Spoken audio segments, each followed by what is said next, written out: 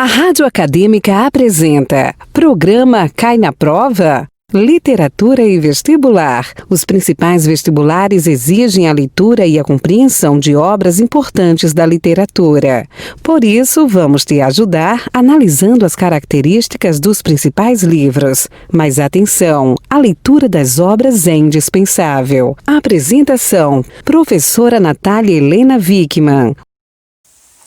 Oi, pessoal que nos acompanha pela Rádio Acadêmica, seja pelo site, pelo aplicativo, pelo Facebook ou pelo YouTube. Eu sou a professora Natália e nós vamos conversar um pouquinho hoje sobre o conto O Espelho, do Machado de Assis, que está como obra obrigatória do vestibular da Unicamp desse ano. Nós tivemos a oportunidade de conversar sobre o Machado de Assis num outro episódio, né, falando sobre o Quincas Borba, que está na prova da FUVEST, que está na lista da FUVEST. Se você ainda não viu, não conseguiu acompanhar, dá uma procuradinha no canal do YouTube da Rádio Acadêmica, o vídeo vai estar lá. Então nós vamos falar sobre esse conto. O Machado de Assis, o Espelho, né? O Machado de Assis, ele é tão famoso romancista quanto é contista, né? E O Espelho está no livro Papéis Avulsos, foi publicado em 1882 e o terceiro livro de contos do Machado. E nesse livro você vai encontrar vários textos, várias histórias que dialogam sobre a questão, que conversam um pouquinho sobre a questão da aparência e da essência do ser humano, né? O ser e o parecer. E essa é uma temática central para pensar no conto O Espelho. Bom, o que nós vamos ver aqui? Primeiro vamos pensar no próprio título do conto. Você vai encontrar um título e um subtítulo. O Espelho, o esboço de uma nova teoria da alma humana. Então nós temos que pensar nesses dois, né, título e subtítulo. Quando eu olho para o título, espelho, eu estou pensando num objeto que reflete alguma coisa ou alguém. Então você já vai começar a pensar, bom, o que será que esse objeto vai refletir, né? Ou quem será que esse objeto vai refletir? Quando eu penso em nova teoria, né, o esboço de uma nova teoria da alma humana, essa ideia de nova teoria remonta àquele cientificismo da época, né? Que a gente inclusive comentou também no Quincas Borba por conta das teorias, e especialmente da teoria filosófica do humanitismo que o Quincas Borba trabalhava, né? Trouxe para o livro. Então você vai ter esse diálogo novamente com a ideia de uma ciência. Só que é uma teoria sobre a alma humana. A existência de uma alma humana, né? O que é essa alma humana? Eu tô olhando aqui para as minhas anotações, porque são muitas coisas para falar, né? Então, esse esboço de uma nova teoria da alma humana, a gente já sabe que o conto vai tratar de um objeto que reflete algo que não deveria ou não poderia ser refletido, porque quando eu olho para o espelho eu não vejo a minha alma, né? É um objeto que reflete um outro objeto, né? E não uma coisa mais interior. Beleza. Vamos falar um pouquinho sobre o enredo para depois chegar nessa teoria. Nós vamos, logo no começo, né, no primeiro parágrafo, nós vamos encontrar um narrador onisciente que vai dizer para você que havia 4 ou 5 cavaleiros, então, né, 4 ou 5, e tem um motivo dessa, digamos assim, dúvida, né? 4 ou 5 cavaleiros debatendo questões de alta transcendência, né? E aí você já é apresentado a esse 5º cavaleiro, que é o Jacobina. Ele é considerado esse 4 ou 5, né, como se essa presença não fosse tão marcante assim, é porque ele já é descrito pelo narrador como um cara muito calado, casmurro, não era muito dado à discussão, então é meio que a presença dele ali não contava muito nas discussões. Mas é ele que vai trazer pra gente essa nova teoria aí sobre a alma humana. Então o Jacobina é apresentado logo no começo como um desses cavaleiros, discutindo questões metafísicas de alta transcendência, segundo o próprio narrador, e ele vai ser descrito como alguém calado, sério, casmurro, um capitalista, e alguém que é avesso às discussões. Inclusive ele fala isso em vários momentos, né? Eu vou ler um pequeno trechinho em que ele diz isso, né? Que ele não gosta de discutir. Ele diz assim: o Jacobina: a discussão é a forma polida do instinto batalhador que jaz no homem como uma herança bestial. Um pouquinho para frente ele vai dizer: eu não discuto. E aí ele se propõe a contar um fato para tratar dessa teoria. Ele vai dizer: olha, Não, a minha teoria é que não existe uma alma, existem duas. Se vocês, cavalheiros, quiserem me ouvir, eu vou contar, para comprovar para vocês essa teoria, eu vou contar o que aconteceu comigo. Só que vocês têm que me ouvir calados. Em vários momentos, né, enquanto ele vai contando os fatos que ocorreram com ele, ele vai mencionar isso, né? Eu não discuto. Se alguém faz uma pergunta, meio que ele dá uma desviada. Então, ele é bem avesso, né, aos questionamentos e a essa ideia de debater. Ele só quer mostrar o que aconteceu por meio, né, da narrativa dele, para comprovar essa teoria de que, portanto, são duas almas e não uma, certo? Bom, aí eu vou ler para vocês no conto, na versão que eu tenho aqui, né, na edição que eu tenho aqui, esse momento em que ele fala da teoria. Ele diz o seguinte, não há uma só alma, há duas, né? Aí alguém pergunta, duas? E ele diz, nada menos de duas almas. Cada criatura humana traz duas almas consigo, uma que olha de dentro para fora, outra que olha de fora para dentro. Esse é o ponto central aqui para entender essa teoria. Então, não é uma alma, são duas almas. Eu tenho uma alma que olha de dentro para fora, uma alma interior, e uma alma que olha de fora para dentro, uma alma exterior. Espantem-se à vontade, podem ficar de boca aberta, dar de ombros, tudo. Não admito réplica. Reafirmando aí, né, ele não quer debater, né? Se me replicarem, acabo o charuto e vou dormir, né? A alma exterior pode ser um espírito, um fluido, um homem, muitos homens, um objeto, uma operação. Há casos, por exemplo, em que um simples botão de camisa é a alma exterior de uma pessoa. E assim também há pouco, Voltarete, o livro, uma máquina, um par de botas, ou seja, né, a alma exterior pode ser qualquer coisa. Está claro que o ofício dessa segunda alma é transmitir a vida, como a primeira. As duas completam o homem, que é, metafisicamente falando, uma laranja. Quem perde uma das metades, perde naturalmente metade da existência. Por que isso é importante da gente fixar, né? Essas palavras dele, antes de narrar o que aconteceu com ele, já são importantes para você entender o que vai acontecer com ele. Então ele diz que há duas almas, uma exterior, uma interior, as duas completam o homem, sem uma delas a gente perde a existência. Aí ele vai passar a contar que quando ele tinha 25 anos, ele era pobre, ele foi nomeado alferes da Guarda Nacional, que seria um posto militar aí razoável, né? Seria o início, de uma carreira. E isso, para ele e para a família dele, para os amigos dele, já foi um acontecimento que trouxe para ele um grande prestígio, né? Um status novamente. Ou melhor, né? Vamos dizer assim, que foi algo que já começa vai promover uma ascendência social para ele, né? E todo mundo já entende isso assim que ele é nomeado alferes. Então, as pessoas começam a valorizá-lo muito por conta disso. Então, é o alferes para lá, o alferes para cá, ele vai deixar de ser o Jacobina. E aí ele tem uma tia, que é a tia Marcolina, que convida, né, o Jacobina, chamado inclusive por ela de Joãozinho, antes de ser o alferes, que esse é o nome dele, então Joãozinho já denota aí um apelido afetivo, né, um carinho, né, e ela pede que ele vá ao seu sítio, ela mora um pouco distante dele, que ele fique um tempo com ela e que ele traga a farda, porque para ela ter esse sobrinho agora, né, alferes, vai ser um orgulho gigantesco. E ele vai pra lá, quando ele chega, ela inclusive fala, olha, não vou deixar você embora antes de um mês, né? E trata esse Jacobina com maior carinho e principalmente, assim, demonstrando que agora ele é uma pessoa diferente, ele é uma pessoa superior, vai? Então ele vai receber todos os mimos da tia, todas as atenções da tia. Essa tia, no mesmo sítio mora um cunhado dela, que também vai tratá-lo desse jeito. Os escravos, os funcionários, todos tratando o Jacobina apenas pelo título de alferes, não mais pelo nome, né? E dando para ele todos os prestígios aí de ser uma pessoa destacada, né? Socialmente falando, agora ele está em destaque. E aí, essa tia vai colocar no quarto do Jacobina um espelho, né?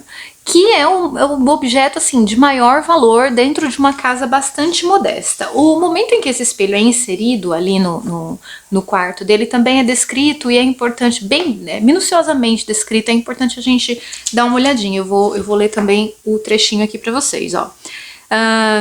algumas coisinhas antes, né? Na mesa tinha eu o melhor lugar e era o primeiro servido. Olha o prestígio. Não imaginam. Se lhes disser que o entusiasmo da tia Marcolina chegou ao ponto de mandar pôr no meu quarto um grande espelho, obra rica e magnífica, que destoava do resto da casa, cuja mobília era modesta e simples. Era um espelho que lhe dera a madrinha e que Esther dara da mãe, que o comprara uma das fidalgas vindas em 1808 com a corte de Dom João VI. Veja que é um objeto assim histórico ali dentro da família, né? Não sei o que havia nisso de verdade, era a tradição. O espelho estava naturalmente muito velho, mas via-se ali ainda o ouro, comido em parte pelo tempo. Uns delfins esculpidos nos ângulos superiores da moldura, uns enfeites de madrepérola e outros caprichos do artista. Tudo velho, mas bom. E aí alguém pergunta para ele, naquele círculo lá de colegas discutindo, né? Espelho grande? Grande. E foi, como digo, uma enorme fineza, porque o espelho estava na sala, era a melhor peça da casa. Veja, o espelho estava na sala. A sala é o espaço público dentro de uma casa, né? É o lugar onde as pessoas conversam, onde as pessoas interagem, é onde você encontra, reúne pessoas, recebe pessoas. Esse espelho sai desse espaço mais público e vai para o âmbito do privado, vai para dentro do quarto do Jacobina. É o objeto mais rico da casa, então isso também é o destaque, né, que o Jacobina recebe, está ali refletido nesse objeto. Bom, e aí o que acontece, né? E aí ele vai dizer um pouquinho para frente que o alferes eliminou o homem aos poucos. Por quê? As pessoas foram chamando o Jacobina tanto de alferes, quer dizer, reforçando tanto essa questão, essa nova identidade dele, que a identidade anterior, aquele homem anterior, ele foi desaparecendo. O primeiro espelho, o objeto é esse, né? Esse que foi colocado no quarto. Mas, na verdade, o primeiro espelho que passa a refletir esse alferes são as outras pessoas, né?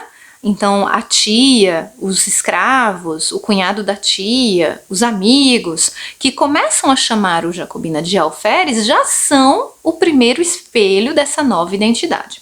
Quando esse objeto é colocado no quarto, aí nós vamos ter a materialização disso. Por quê?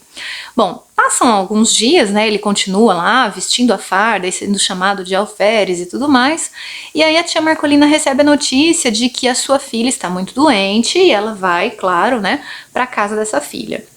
Ela vai, o cunhado vai também, e depois que ela se vai, ele fica sozinho ali só com os escravos no meio da noite também fogem. Quando ele acorda de manhã não tem mais ninguém lá.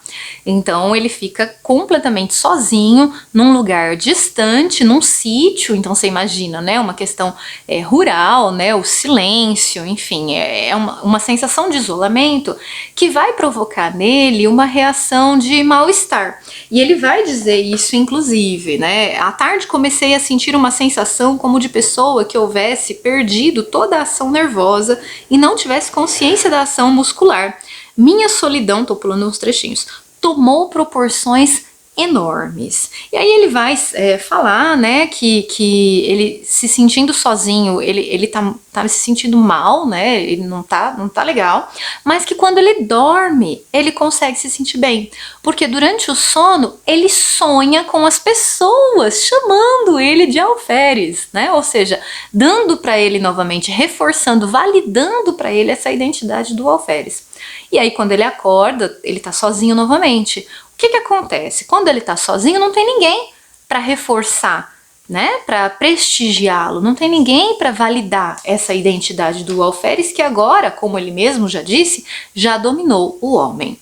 E aí ocorre que num determinado momento ele olha para o espelho dentro do quarto e ele olha para o espelho e não se enxerga.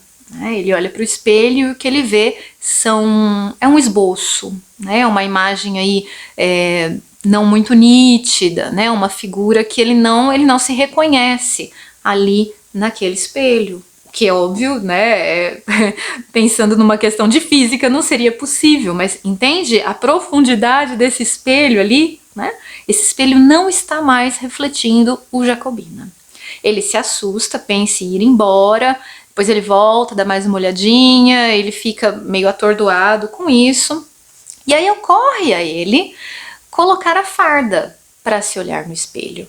E o que acontece quando ele coloca a farda? Ele coloca, olha pro espelho e aí sim ele se enxerga, sem faltar nenhuma parte. Ele se enxerga nitidamente, sem aqueles traços disformes ou só um esboço. Entende? Olha que interessante, gente. Bom, e aí, aí ele diz, no finalzinho já do conto, que quando ele se enxerga ali, ele entende que é assim que ele vai conseguir passar os próximos dias de solidão. Então, estando sozinho, portanto, sem ouvir dos outros, né, alferes, alferes, alferes, é colocar a farda que faz com que ele se enxergue nessa nova identidade. E aí o conto termina de uma forma que quebra um pouquinho a nossa expectativa, porque ele termina de contar esse fato, que ele conseguiu passar aí por mais 8 dias de solidão. De repente, os espectadores dele, né, os colegas dele com quem ele estava conversando, dão por si, né, e o Jacobina já tinha saído da sala. Então, assim, a gente não sabe o que aconteceu aí entre o momento em que ele passou esses 8 dias aí de solidão e agora, porque a gente vai ter um intervalo aí de 20, 25 anos, né? Ele era muito jovem quando o estudo aconteceu, e agora a gente já sabe que ele é um cara na faixa dos 50 anos, né? Isso também é o narrador quem nos diz, o narrador onisciente, tá? E aí você fica um pouquinho chateado, porque você fala, nossa, e agora? O que aconteceu? Né? E aí, o que aconteceu com esse espelho? Na verdade, esse final, ele quebra a nossa expectativa, sim, mas ao mesmo tempo ele vem para te dizer que não é como a história termina que importa, né? E sim a teoria. O título já dizia isso, né? O espelho, o esboço de uma nova teoria da alma humana. Então o foco, né, o corpo, né, desse conto, o mais importante está ali, e não nos desdobramentos finais, tá? Isso é uma coisa que é importante a gente mencionar. Bom, dito tudo isso, né, algumas coisinhas aí pra gente prestar atenção, né, na hora de analisar, na hora de pensar esse conto.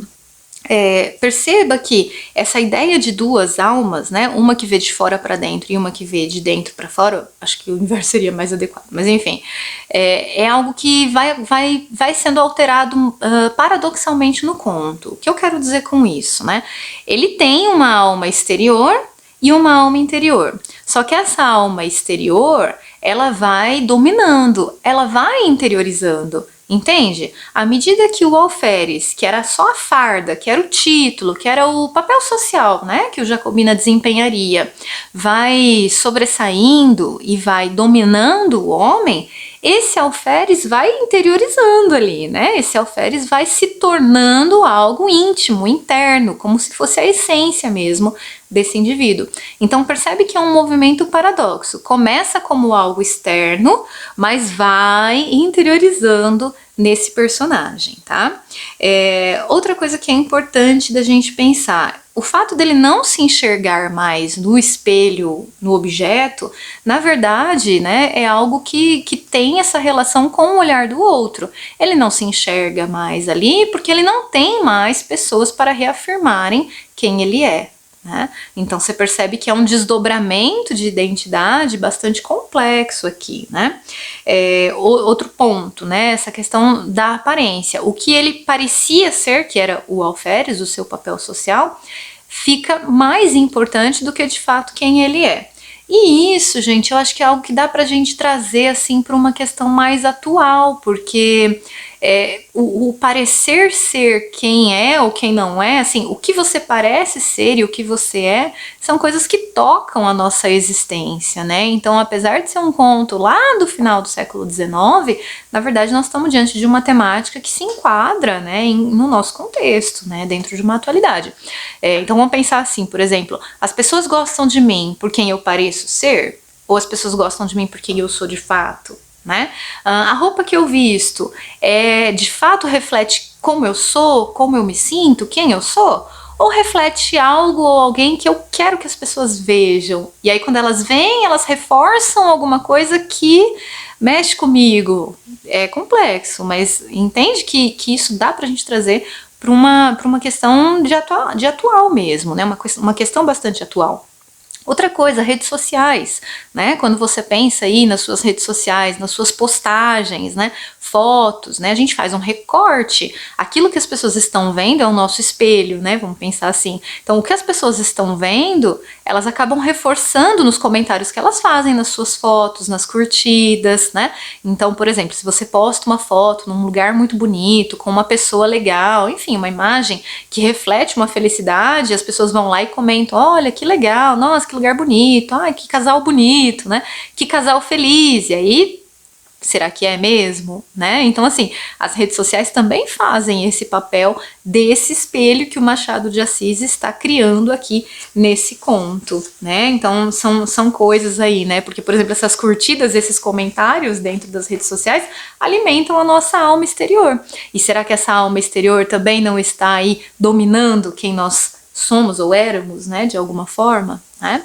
Então, não sei se tá confuso, eu espero que não, mas eu acho que esse diálogo, né, o que o narrador, os dois narradores, esse é um outro ponto importante de falar, mas o que esse conto traz, na verdade, está muito próximo da nossa realidade, né? E aí eu acabei de mencionar dois narradores. Por quê, gente? Porque nós temos esse narrador onisciente que logo no começo vai falar: olha, 4 ou 5 cavaleiros estavam discutindo. Então, existe esse narrador onisciente, mas toda a história principal é contada pelo olhar do Jacobino, é contada por esse narrador em primeira pessoa, é como se eu tivesse uma história dentro de uma história.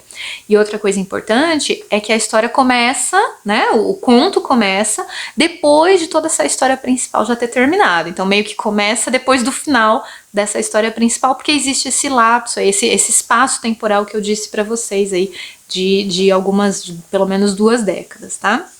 E aí, acho que é importante pensar nessa estrutura também do conto, mas principalmente pensar essa teoria que ele expõe, né? Quer dizer, é uma narrativa que vem para contar, para explicar, né? Expor, explanar uma teoria que a princípio você vai falar: ué, mas 2 almas, como isso é possível? Mas quando eu paro para pensar nessa relação de aparência e essência, faz todo sentido, né?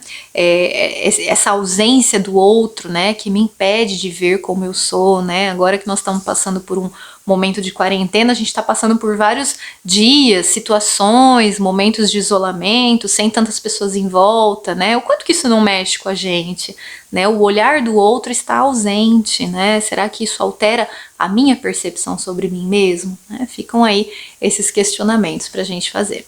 Espero que vocês gostem. Se não leram, se leram também, espero que vocês consigam, não sei, estabeleçam comigo esse diálogo, vejam se todos esses apontamentos fazem sentido. Isso é uma forma só, né, de ler o conto, quer dizer, o que eu estou apresentando é uma forma de entender esse conto, mas podemos discutir também. Deixem, se vocês estiverem vendo pelo YouTube, deixem nos comentários aí o que vocês acharam quando leram o conto, tudo bem?